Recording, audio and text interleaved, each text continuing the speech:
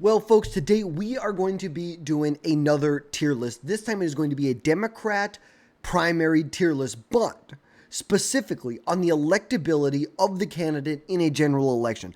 This is not straight up who do I think will be the best for the Democrats to win the nomination, who will be the best to be the actual nominee, who has the best broad electability for the party. So not necessarily just with the party, we are talking simply the entire electorate, Republicans, Democrats, Independents, who will have the broadest appeal. We are going to start off with Gretchen Whitmer. Now, I go back and forth on Whitmer. I have to put her in the A category as far as a Democrat in appeal in a general election. Whitmer has won tough races in a competitive state. Go back to 2022. She won by what? Roughly 12, 13 points, 10 points here. She won by 10 points over Tudor Dixon. It just a very, very large victory relative to the fact that Trump won it by 1.5 points, Biden won it by 2.5, almost 3 points, and Trump won it by 1/4 of a percentage point back in 2016. This is a state that is right down the middle, and in the Senate elections, it's been right down the middle, within a point or two. But with her very pragmatic center-left's focus on infrastructure, things that are very, very popular nationwide, infrastructure, education, and jobs, it really is able to bring together the progressive and moderate bases, and she has huge appeal with suburban women, union workers, and independents. Now, she has a ton of executive experience. She governed a very, very large state, Michigan. Now, is it the biggest state? No, but there is critical groups of people in the state. You have a huge Arab American population. You have huge union auto workers in the state. You have a very diverse electorate that you have to manage as a governor. And as voters often prefer a candidate with proven leadership in crises.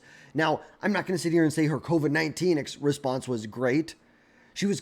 She built her entire profile as a resistance figure to Donald Trump during the COVID-19 pandemic. Like that's how she positioned herself as this resistance figure with really gained a lot of national recognition around that. Now, you have to think she is a woman post Hillary Clinton 2016, Harris 2024. I think they did a better job, the Democrats, going about it in 24 as far as identity politics. They did not lean into the first woman because I feel like that really turns off a lot of voters. You really stay away from that identity politics portion of the party, and she'll be okay. But, you think that some Democrats may not want to nominate her because she's a woman, and some will want to nominate her because she's a woman. But ultimately, I think that with her, Midwestern roots, has great skills when it comes to coalition building in a state that's been a swing state for the last decade. Gives her an early edge in primaries like Iowa, like New Hampshire, and then you get to swing states and the general election. I feel like she's going to have the broadest appeal. They have a very diverse group of people that live in Michigan, and she's able to win, what do we say? Was it 53% of the electorate? She won almost 55% of the electorate in won by 10 percentage points, which is huge. Now on to Josh Shapiro. I'm going to put Shapiro up in the A category as well. Shapiro, like Whitmer, won in a very, very, I would say, competitive election in 2022, I believe, was when he was initially elected. Shapiro over Doug Mastriano, which it should have been. Let me put this away. It should have been competitive. Josh Shapiro wins in a state that Donald Trump won, that Biden won, that Donald Trump won again. He wins by almost 16 points here. You're looking like just shy of 15 points you're looking at here. And this was a key state in a general election, a key state with 19 electoral votes. This would really prove his electability in competitive environments. Democrats need to appeal to Wisconsin, Michigan, Pennsylvania. That's how they win elections. And it was kind of a shame that, we'll get into that in a second, the VP pick in 2024. But he has moderate appeal, focus on education, public safety, infrastructure, which really resonates heavily with moderates and independents. And then when it comes to abortion, his stances will satisfy enough progressives. Do I think it will Do I think he could alienate a lot of people? One, because he's a Jewish Democrat. Do I think that it would be almost impossible to get the nomination as a Jew? I hate to say it, but I do. I do. I don't know if the Democrats are there yet. I don't know if they could elect or nominate a Jewish man. But then also look at 2024. He was not on the 2024 ticket. It preserved his independence from the disastrous loss of 2024, which I believe will enhance his electability in a general election. And remember, he was an attorney general before this. And I think he does come off as a candidate, as a more law and order issued candidate. But we're going to see exactly what happens. I think, his pro-Israel stance will alienate progressives, which that's what kind of kept me from putting him into the S tier. I think he could be an S tier, but I think because he's Jewish, I think you might alienate Arab Americans and progressive. I think there could be a struggle there. Now, Pete Buttigieg in the general election. I think Buttigieg, to be honest with you, a lot of people, a lot of Democrats are going to disagree. And by the way, I lean to the right. I'm not a Republican. I'm center right, if you had to put it down. Look, and I go back and forth. Would it be A or B? And I'm going to tell you why B. First, I'm going to tell you what I like about him. Buttigieg has an ability to articulate and communicate Democrat policies like almost no other. He is Barack Obama-esque articulative abilities. And especially his fact that he's not afraid to go on conservative media like Fox News. That makes him extremely effective at reaching voters who he's not going to normally be in front of. Swing voters, crucial voters for a general election. Go back to Iowa in 2020. He won, 26%, 27% of the delegates. That showed a really good appeal to younger and suburban voters. Though he had a lot of weak support among black and really minority voters in general. Now, at 46 in 2028, he will be the first openly gay president if elected. He's a millennial candidate that does offer a fresh narrative, though I think that his sexual orientation there may be some resistance in the Democrat Party from more socially conservative minorities. I think he's going to struggle extremely bad with African Americans. He will struggle extremely bad with minorities in general. And then the fact that he's a homosexual, I think that he could also struggle in a general election with socially conservative Democrats, Baptist, African Americans in the South. I think he could really struggle with that.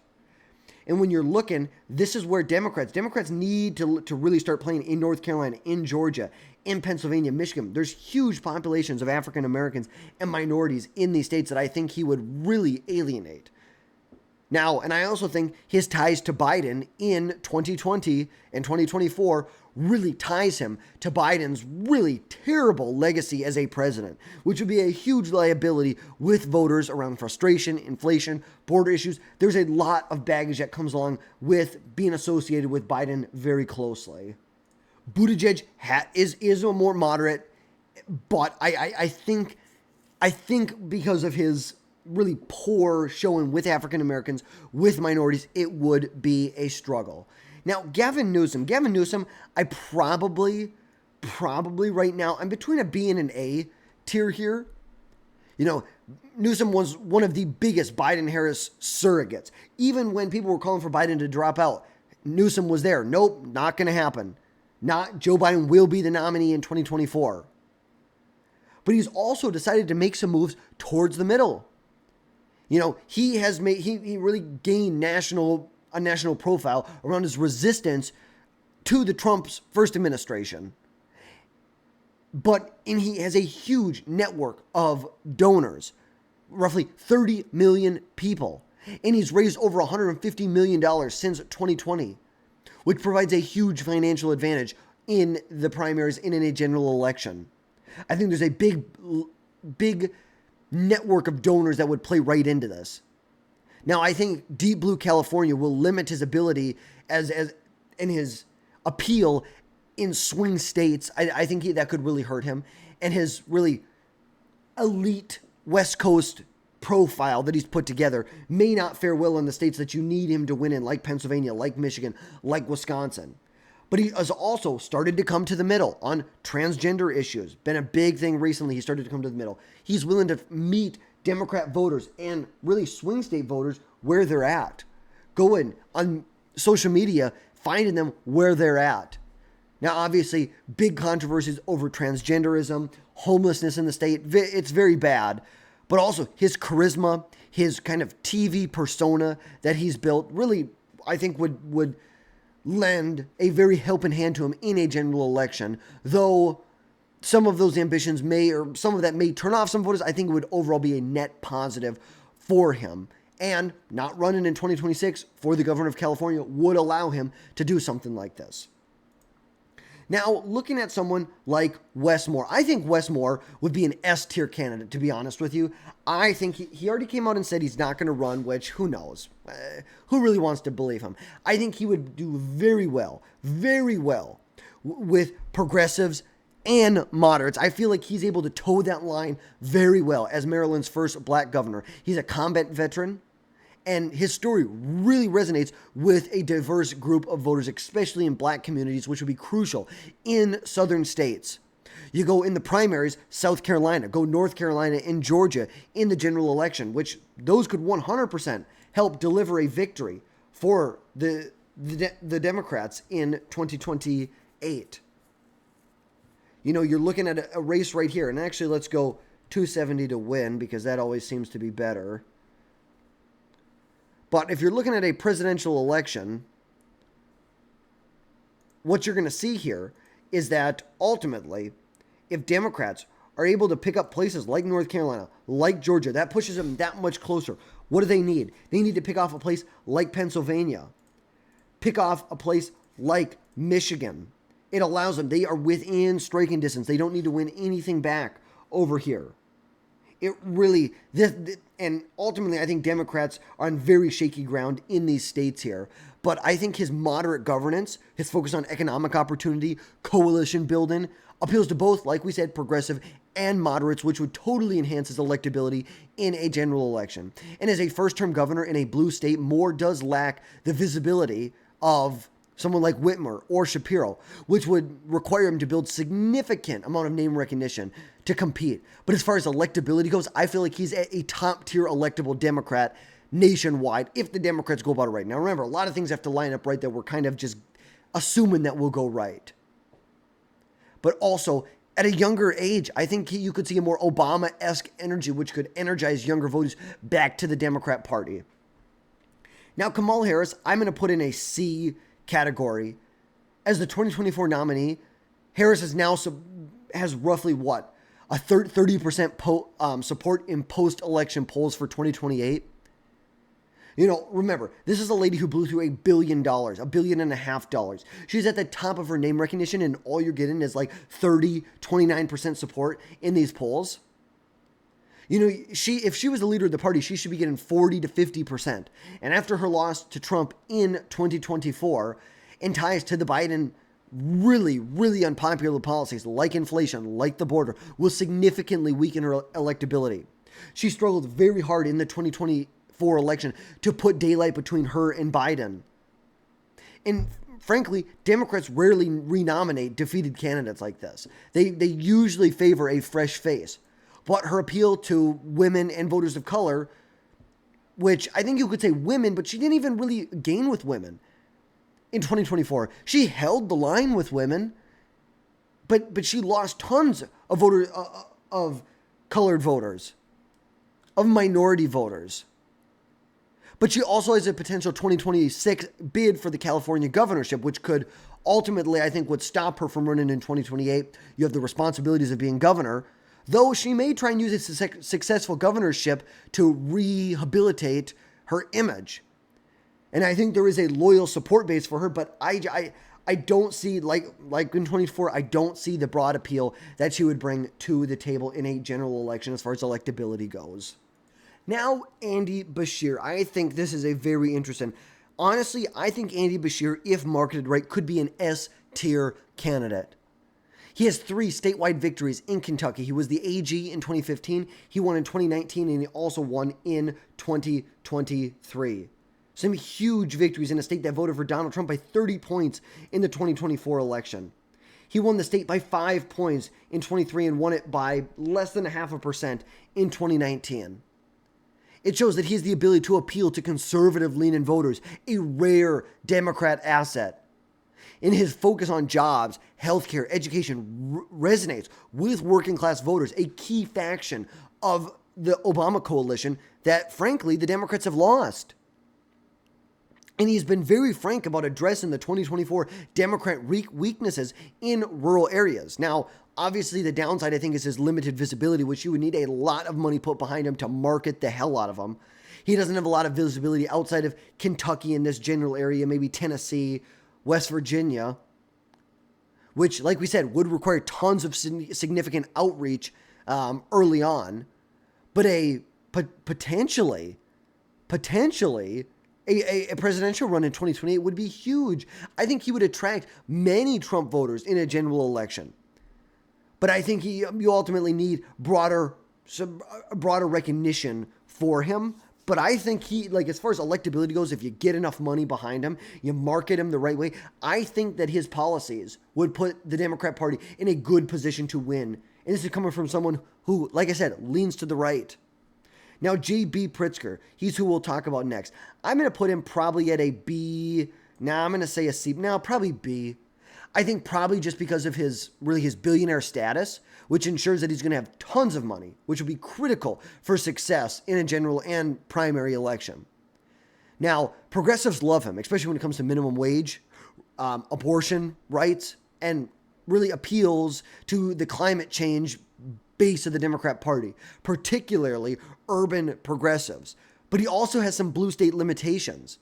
He is a Democrat from Illinois, which you're kind of stuck within the limits of your state because he doesn't really have swing state credibility, which is a key general election factor.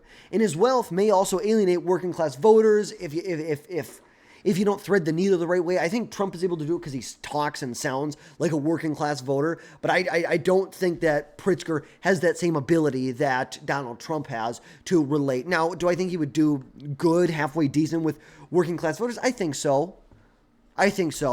But I just don't think he's a top tier candidate. I don't think he has appeal to independents and moderates, if I'm being 100% honest.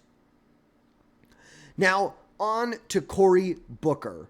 Now, Cory Booker, and actually, I'm seeing that, here we go. Cory Booker, he ran in 2020 in the presidential primaries and built a little bit of a name recognition, but also really failed to gain any traction after some of the debates. And his record on criminal justice, economic equity, may resonate with some minority voters and progressives, but it is totally a turnoff when it comes to moderate voters. And New Jersey is a lean blue state. It has been more of a strong or safe liberal state for a while, which definitely, like we said, limits swing state appeal. But he has really tried to position himself as an anti-Trump figure, an anti-Trump, anti-Musk figure in 2025, which has ultimately boosted his national profile. But I don't think that necessarily translates to broad support. I don't think he has any really big legislative victories that I think propel him anywhere. Fundraising enthusiasm and just reality, I think, will step in the way here. And then AOC with a congresswoman from New York with a massive social media presence and who's currently garnering roughly 14 to 22% in the polls, which make her a big favorite among young voters and progressive voters. Now, in 2028, she'll be 39 years old and constitutionally eligible. And I think she could pull together some factions of the party. Do I think she has the best electability going into this? No. I'm saying I'm somewhere between a B and a C. I think she could win the nomination. I think she has a high likelihood of winning the nomination, barring the DNC coming in and basically doing what they did to Bernie the last, 2016 and 2020.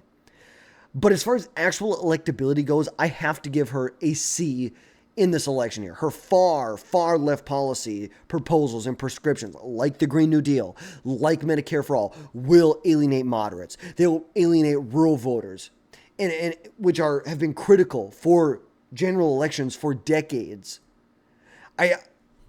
Massive social welfare spending, really creating a true welfare state, moving in the wrong direction. I don't think that's where the country's at. And I think you turn off a lot of moderates, a lot of independents. I think you could make the case that she could have she could drive out a lot of support of people who are low propensity voters. I think she could pull a Trump. What he did in 2024, you drive out a lot of low propensity voters.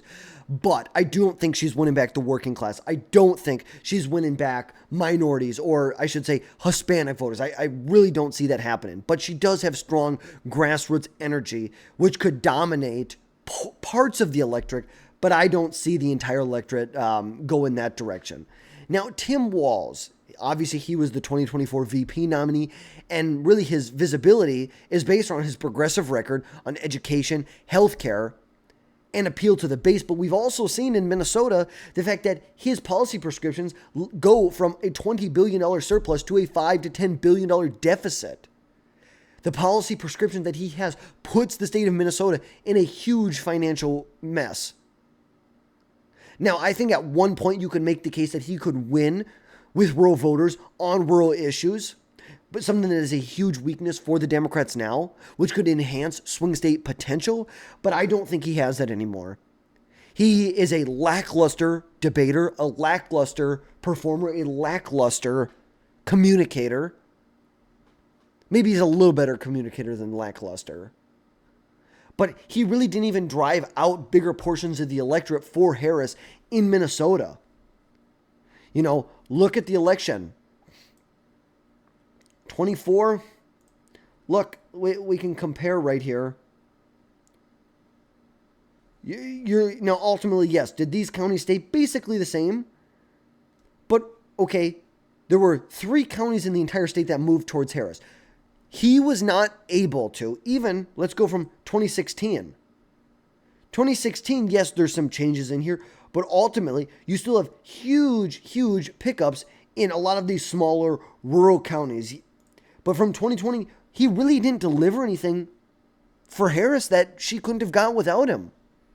She really couldn't have. And I think his association with Harris, with Biden in 2024, are going to alienate a lot of voters seeking a fresh start. But also, he has to deal with the fact that he may be running for a 3rd term in Minnesota. For those reasons,